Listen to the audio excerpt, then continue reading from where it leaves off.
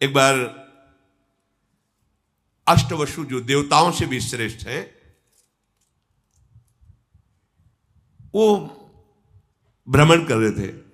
सुमेर पर्वत बहुत 4 लाख योजन ऊंचा, उसमें बड़े बड़े महात्माओं की भी जो दिव्य महात्मा हैं और देवताओं की भी स्थलियां हैं। भगवान वशिष्ठ जी का वहीं आश्रम था। बड़े ही पवित्र पक्षी, मृग और सब ऋतुएं एक साथ उस आश्रम की शोभा बढ़ाती थी। यहां वर्षा ऋतु तो यहां ग्रीष्म ऋतु तो यहां शिशिर ऋतु, ऐसा उस वशिष्ठ जी महामहिम ज्ञानी महापुरुष 6 ऋतुएं आश्रम में शोभा बढ़ा रही थी। इतना विशालकाय आश्रम के अलग अलग ऋतुओं की शोभा अलग अलग उपवन में थी। किसी बगीचे में वर्षा ऋतु की शोभा हो रही, किसी में बसंत ऋतु की, ऐसे स्वादिष्ट फल मूल जल की पूर्ण सुविधा। और वशिष्ठ जी हर समय तपस्या परायण भगवदानंद में मगन रहते। वशिष्ठ जी के आश्रम में एक सुरभि रहती थी, उससे एक सुंदर गौ का प्रादुर्भाव हुआ जिसे नंदिनी गाय, चमत्कार पूर्ण नंदिनी जी थी। जो चाहो जो सोचो जैसी परिस्थिति वैसे ही वो प्रकट कर दे। समस्त देव कामनाओं को भी पूर्ण करने की सामर्थ्य रखने वाली नंदिनी जी। बस वशिष्ठ जी अपने देव पूजन के कार्य में, जो भगवत पूजन के कार्य में दुग्ध आता उतना ही लेते। आश्रम में नंदिनी जी विराजमान थी।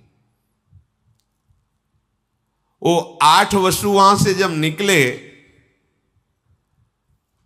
तो आकर्षण हुआ, उनकी एक स्त्री भी साथ थी वसुओं की, गाय को दी, इतनी सुंदर तेजस्वी गाय। तब पूछा अपने पति से वसु कि ये गाय, तो उनका ये दिव्य गाय है, जिसके पास होगी उसके शरीर में कभी बुढ़ापा नहीं आएगा, कोई रोग नहीं आ सकता केवल इसके रहने से, और जो कामनाएं करे वो सब पूर्ण हो जाती हैं। और कहीं इसका दुग्ध पान कर ले फिर क्या कहना, हर समय वो जवान रहेगा, स्वस्थ रहेगा, बिना खाए पिए स्वस्थ रहेगा। नंदिनी के दुग्ध का प्रभाव, बड़ी महिमा का वर्णन किया। तो उसमें देव नामक जो वसु थे वो गाय को देख करके बहुत प्रसन्न हुए, अपनी पत्नी से कहने लगे कि इस गाय के दर्शन मात्र से अशुभों का नाश होता है, परम मंगल होता है, और ये दिव्य गौ है, ये वरुण नंदन वशिष्ठ जी की सेवा में रहती है। इसका जो दूध पी ले तो 10,000 वर्ष तक वो यौवन अवस्था में स्वस्थ होकर के कभी कोई जुकाम बुखार कुछ नहीं, हर समय जवान रहेगा। ऐसी महिमा गा रहे थे। तो जो देवनाम वसु की पत्नी थी उन्होंने कहा अपने लोगों को तो आवश्यकता नहीं, क्योंकि वसु है वो स्वयं दिव्य है। मनुष्य लोक में मेरी एक मित्र राजकुमारी है, ये गाय अपहरण करते हैं और वहां पहुंचा देते हैं, और वो स्वस्थ रहेगी, यौवन अवस्था में रहेगी, मेरी मित्र है, ये मैं चाहती हूं। उन्होंने कहा नहीं नहीं, आप ये सोच कैसे लिए, महात्मा वशिष्ठ की गाय है, ऐसा सोचना भी पाप है। उनका देखो मुझे और कुछ नहीं चाहिए, यदि आप हमें चाहते हैं ना तो आप हमारी ये बात पूरी करें। जो अष्टवसु थे, देववसु के साथ उनकी पत्नी ने जब ऐसा हठ किया तो उन्होंने अपने और 7 जनों से, तो उस समय भगवान की इच्छा से ही ऐसे महापुरुष हैं ये वसुजन जो देवताओं के भी द्वारा बंदनी हुई, उनके मन में बात आ गई और उन्होंने देववसु की पत्नी का प्रिय करने के लिए गाय का अपहरण कर लिया, नंदिनी जी का। गौ का अपहरण करके वो जा रहे थे कि महर्षि वशिष्ठ जी संध्या करके अपने आश्रम में आए, तो देखा नंदिनी नहीं।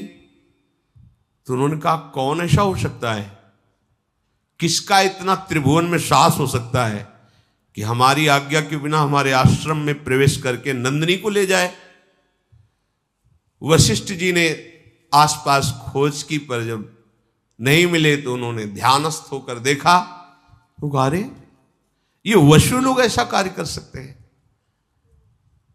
वो तो तत्काल आवेश में आ गए और वहीं प्रकट हो गए जहां वशु गाय लिए जा रहे थे। उन्होंने कहा, तुम्हें शोभा देता है, तुम देवताओं से भी वंदनीय श्रेष्ठ हो, हमारी नित्य दिनचर्या में देव पूजन में आने वाली गाय को तुम चुरा कर ले जा रहे हो, तुम्हें पता नहीं तुम क्या अपराध कर रहे हो।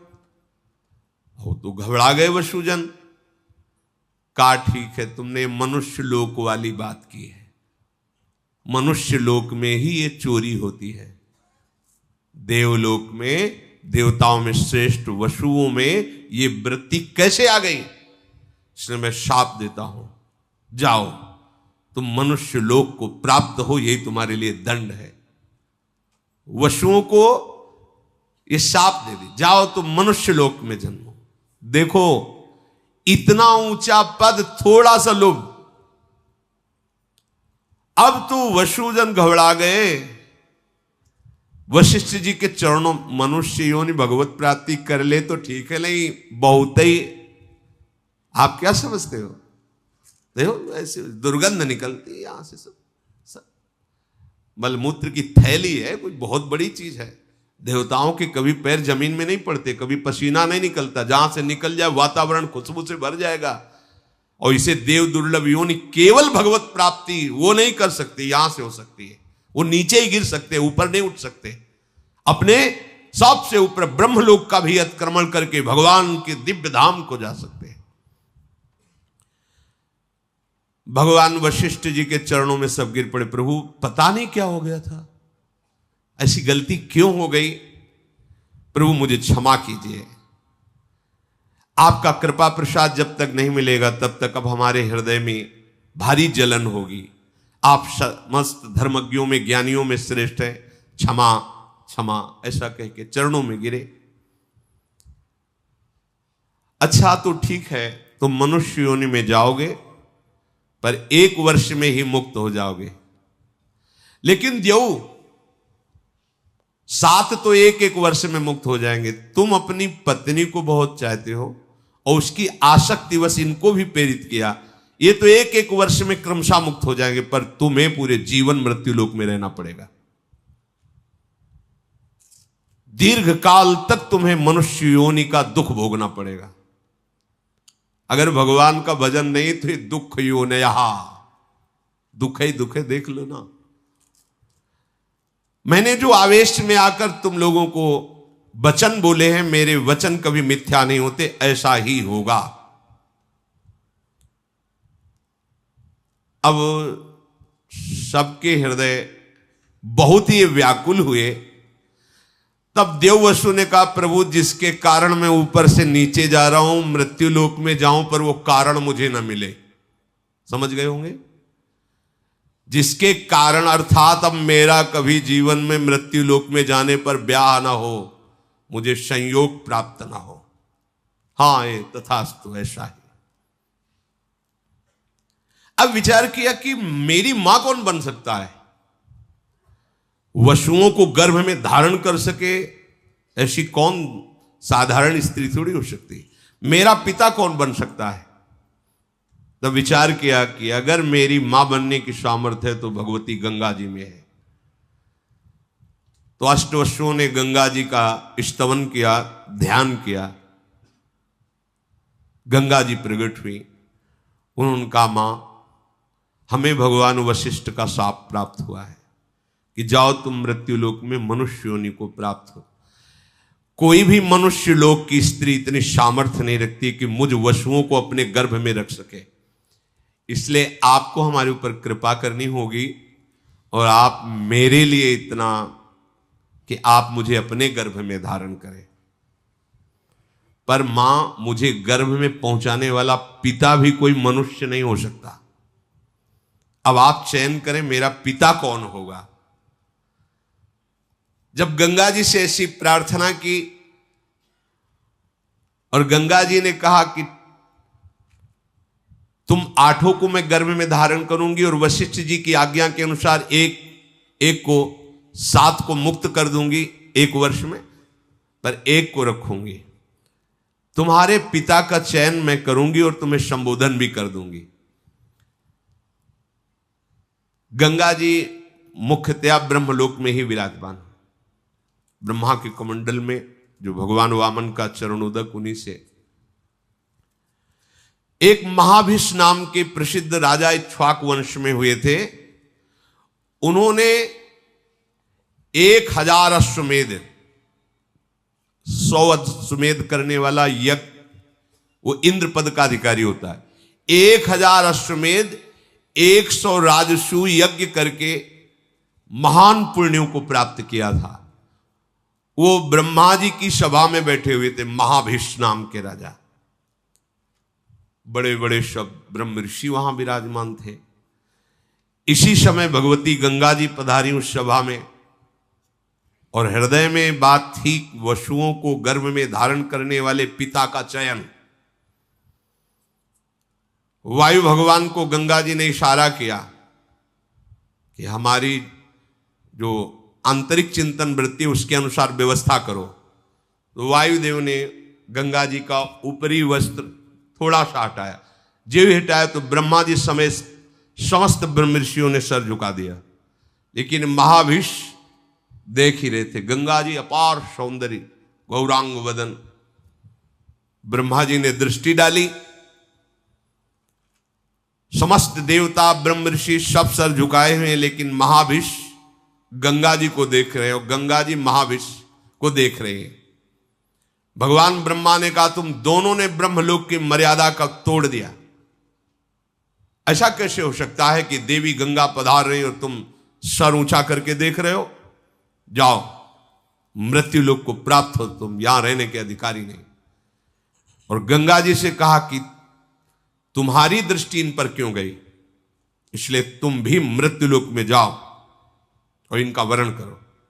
वो खोज ही रही थी कि इन वसुओं का पिता बनने का कौर, तो ब्रह्मलोक में विराजमान महान तपोनिधि पुण्यात्मा महाभिष। जब ब्रह्मा जी ने गंगा जी को और महाभिष को ऐसे वचन कहे जिनको शास्त्रीय भाषा में शाप कहा जाता है, राजा महाभिष बड़े ही तपस्वी तेजस्वी थे। इनके पिता हुए प्रतीप, और ये पुत्र रूप में उनसे जन्मे जिनका नाम महाराज शांतनु पड़ा। ये बचपन से इतने सिद्ध महापुरुष थे कि जैसे कोई बूढ़ा जा रहा छू ले, वो तत्काल लकड़ी फेंक दिया, जवान हो गया। महान गंगा जी के पति बनेंगे।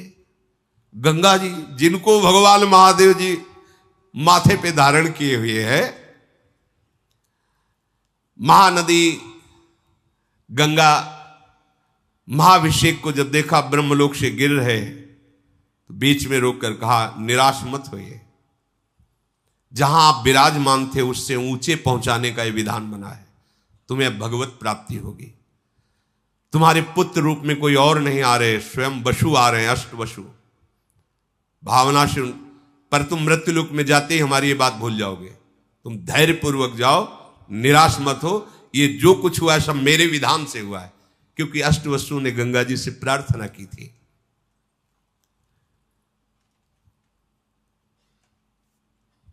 भगवान के मार्ग और पुण्य तपस्या के मार्ग में बड़ा अंतर है। ये जो प्राय सत्संग में कहते हैं, तया ब्रह्म स्तंभ पर्यंतम सर्वम मायामयम जगत सत्यम सत्यम पुनः सत्यम हरिना। ब्रह्मलोक से आ रहे हैं नीचे, ब्रह्मलोक से नीचे आ रहे हैं, अर्थात विश्राम भूमि ब्रह्मलोक भी नहीं है। विश्राम भूमि श्री प्रिया प्रीतम के चरणारविंद है। वृंदावन विश्राम, यहां से कभी पतन नहीं होता। कैसी भी गलती हो जाए, हमारी लाडली जो सरकार को कभी गुस्सा नहीं आता। जैसे ब्रह्मा जी को आ गया ना, चलो जाओ हटो ब्रह्मलोक से। ने कहूं न रिश कहूं, भूली हूं न होत सकी, रहत प्रसन्न सदा। और ब्रह्मा जी भी जिनकी आराधना करते हैं, वो प्रभु श्री कृष्णचंद्र जी प्यारी जी की आराधना में रहते, इसलिए हम बाजी जीत गए, बाजी जीत गए। अगर श्री जी के चरणों का शरणागत होकर के भी अब की काम नहीं बना तो मुझे लगता है कि फिर बनना ही बड़ा मुश्किल है, बनना बड़ा मुश्किल है। ऐसे तपस्वी महापुरुष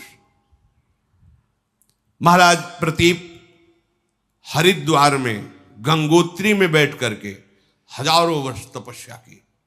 गंगा जी प्रसन्न हुई और उनकी गोद में आकर बैठ गए दाहिनी तरफ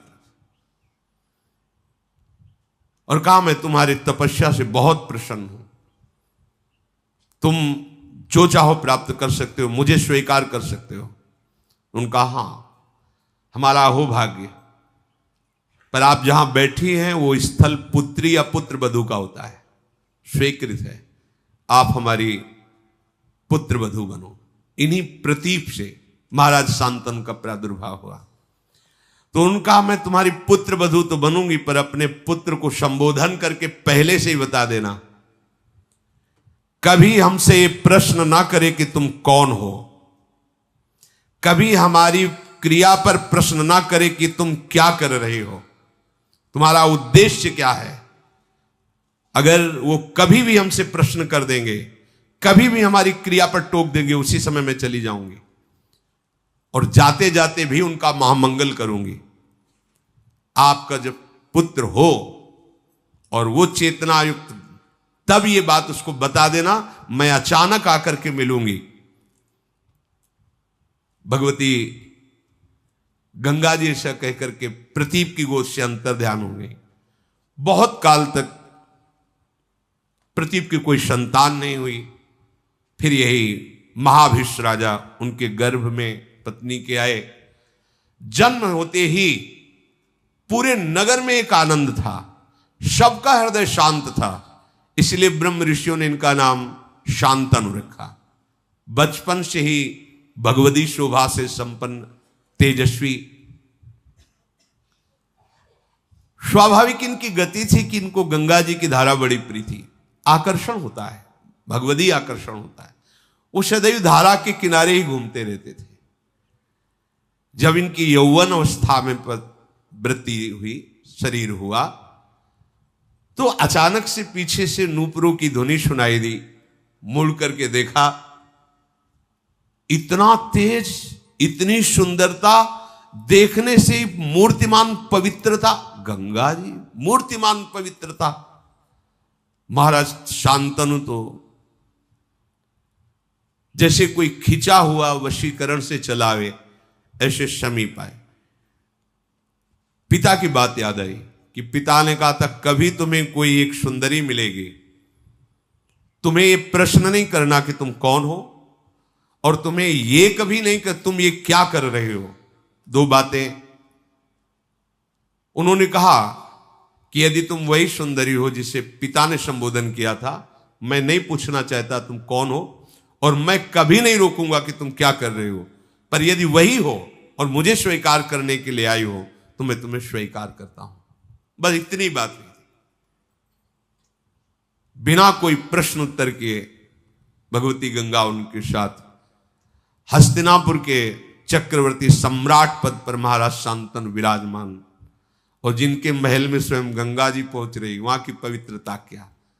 यह हम चरित्र इसलिए प्रारंभ कर रहे कि भगवान कह रहे मैं सब में समरूप से विराजमान हूं, ना मेरा कोई द्वेष का पात्र, ना मेरा कोई प्रिय है, पर जो मुझे बचता है मैं उनका पक्षपात लेता हूं। तो भक्तों का पक्षपाती भगवान का जो स्वरूप है, इन महापुरुषों के चरित्र से सुनने को मिलेगा।